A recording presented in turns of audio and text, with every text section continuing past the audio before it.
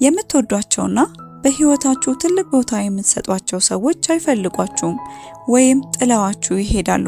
ይህ ነገር በጣም ብዙ ሰው ላይ ሊያጋጥም የሚችል ነገር ነው። እነዚህ ሰዎች ከሚያደርሱባችሁ ስሜታዊ ወይም ስነ ልቦናዊ ችግሮች እንዴት ራሳችሁን መጠበቅ ብሎም በውሳኔያቸው እንዴት እንዲጸጸቱ ልታደርጓቸው እንደምትችሉ እናንተ ብቻ ፈላጊ መሆናችሁን አቁሙ።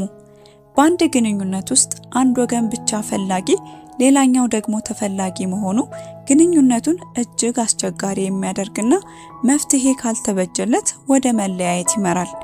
ፈላጊ ሰው በግንኙነት ውስጥ ያለው አስፈላጊነት እንደቀነሰ ይሰማዋል። ይህም የራስን ዋጋ ዝቅ ያደርጋል።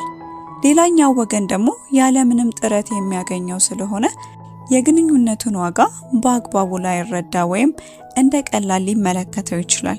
ፈላጊው እጅግ ብዙ ጥረት ማድረግ፣ መደወል፣ መከታተልና መልስ መጠበቅ ደክሞኛል የሚል የውስጥ ስሜት ይፈጠርበታል። ሌላኛው ወገን ደግሞ በጣም ሲፈልግ ነፃነት የተነጠቀ በሚል ስሜት ይሸሻል። ይህ ደግሞ ፈላጊውን ሰው በይበልጥ እንዲጠይቅ ያደርገዋል። የዚህ ውጤትም ስሄድ ስከተላት አይነት ሁኔታን ይፈጥራል።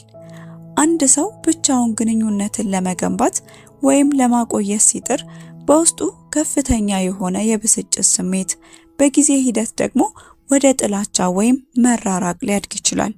ይህ ደግሞ ፍቅርን ቀስ በቀስ ይገድለዋል። ፈላጊው ሰው ትኩረቱን ሙሉ በሙሉ በግንኙነቱና በሌላው ሰው ላይ በማድረጉ የራሱን ህይወት፣ ስራ፣ ትምህርትና የግል ደስታ ይረሳል። በሌላው ሰው ስሜት ላይ ብቻ የተንጠለጠለ ደስታን መፍጠር ለራስ ከፍተኛ የስነ ልቦና ጫናን ያመጣል። ስለዚህ በጣም አስቸጋሪው ነገር ግን ውጤታማው እርምጃ ማሳደዱን ማቆም ነው። እናንተ ስትርቁ ሌላኛው ወገን የመምጣት እድል ይኖረዋል። ካልመጣ ደግሞ ግንኙነቱ መፍትሄ እንደሌለውና ያ ሰው እንደማይፈልገው አስቀድማችሁ ትረዱታላችሁ።